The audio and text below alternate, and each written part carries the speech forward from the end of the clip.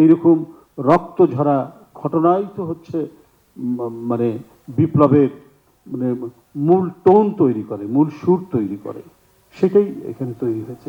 সেই ভিত্তিটা হচ্ছে 16 বছরের ঘটনাসমূহ, অত্যাচার, নিপীড়ন, বিভৎসতা, পৈশাচিকতা। তকির মতো একজন কিশোরকে হত্যা করা হয়েছে। এটা কি আন্দোলনের অংশ নয়? এটা কি ফ্যাসিবাদের বৈশিষ্ট্য বোঝানোর জন্য একটি ঘটনা নয়? আপনার শীতলক্ষা নদীতে পেট কেটে তার মধ্যে ইট ঢুকিয়ে মেরে ফেলা হলো। কারা মেরেছে? রাষ্ট্রের তৎকালীন র্যাবের যারা সেখানে কর্তৃত্ব করতেন তারা। ফ্যাসিবাদকে বোঝানোর জন্য, ফ্যাসিবাদের বৈশিষ্ট্য তুলে ধরার জন্য। এটা তো একটা বড় ধরনের ঘটনা। তো এই সমস্ত ঘটনাগুলির এবং এর বিরুদ্ধে তীব্র আন্দোলন, প্রতিবাদ সব মিলিয়েই তো চলেছে 16 বছর। একজন এমপি, একজন এমপি কি 2জন এমপি, এরকম অসংখ্য ওয়ার্ড কাউন্সিলর, অসংখ্য তরুণ ছাত্রদেরকে জোরপূর্বক গুম করে দেওয়া, বিচার বহির্ভূত হত্যার শিকার করা, গুপ্ত হত্যা করা, কত কি ঘটনা। শ্রমিক নেতা আমিনুল অদৃশ্য হয়ে গেল, দেশ বিদেশ থেকে এই নিয়ে হইচই হলো। সুমন একটা টাটকা তরুণ ছেলে, প্রায় আমাদের সাথে মিছিল করতো এই যে তেজগাঁর এই অঞ্চলে, যার বোনের আমি এখানে ইন্টারভিউ দেখলাম, 36 মিনিটের মধ্যে ধারণ করা হয়েছে। তুলি, সঞ্জিদা তুলি, তার আমি দেখলাম। তো এগুলো তো হচ্ছে সব মানে 16 বছরের এই ঘটনা। এবং এই ঘটনাগুলো জনসমাজের মধ্যে প্রচন্ড আলোড়ন তুলছিল।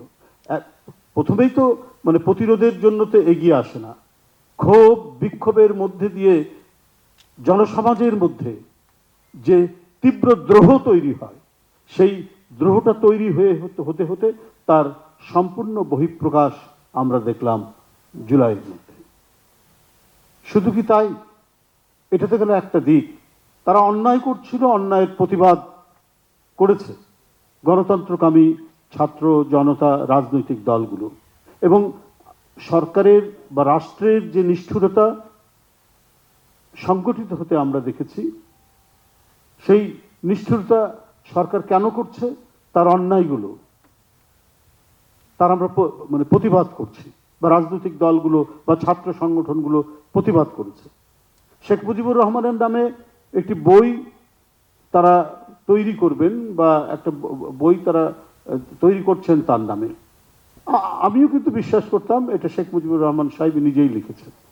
কিন্তু যে এখন নতুন যে ঘটনা ঘটছে, একজন পুলিশ অফিসারকে সে দায়িত্ব দেওয়া হয়েছে, তিনি তার কয়েকজন সহকর্মী সহ সেইটা তৈরি করেছেন, এবং এই জন্য তাদেরকে প্লট দেওয়া হয়েছে, এই জন্য তাদেরকে 1 কোটি করে টাকা দেওয়া হয়েছে।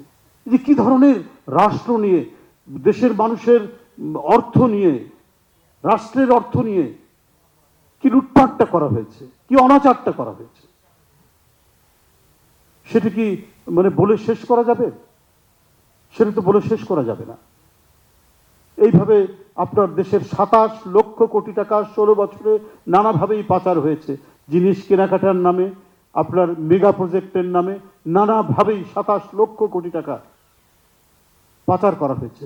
তো এর জন্য জনমানুষের ভিতর কি ক্ষোভ তৈরি হয়নি? প্রচন্ড দ্রোহ তৈরি হয়নি? আমার টাকা, আপনার টাকা, জনগণের টাকা, এই টাকা শেখ হাসিনা নিজের স্বার্থে ব্যবহার করছে, তার দলের স্বার্থে ব্যবহার করছে, তার পরিবারের স্বার্থে ব্যবহার করছে। তাকিয়ে তাকিয়ে আমরা দেখছি। এর জন্য কি মানুষের মধ্যে ক্ষোভ তৈরি হচ্ছে না?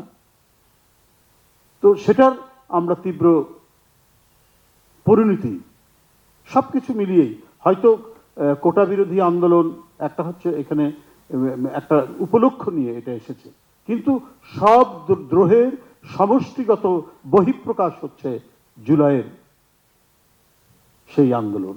দেখুন 15ই আগস্ট এবারে গেছে, অনেকে দিয়েছেন, বিভিন্ন পোস্ট দিয়েছেন মহামানব বলে শোক জানিয়ে, সে করতেও পারে। বিশেষ করে মিডিয়ার কিছু মানুষ, বিভিন্ন সেলিব্রিটি, অভিনেতা অভিনেত্রী, তারা এটা করছেন।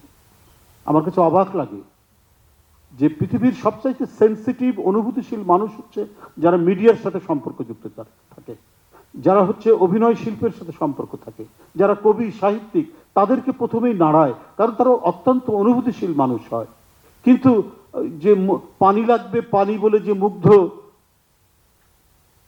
তার আরেক বন্ধুর জন্য গুলি খেতে খেতে তবুও পানি নিয়ে যাচ্ছে, এইটা এই সমস্ত অভিনয় শিল্পী, কবি, সাহিত্যিকদের মনকে এতটুকু নাড়া দেয়নি?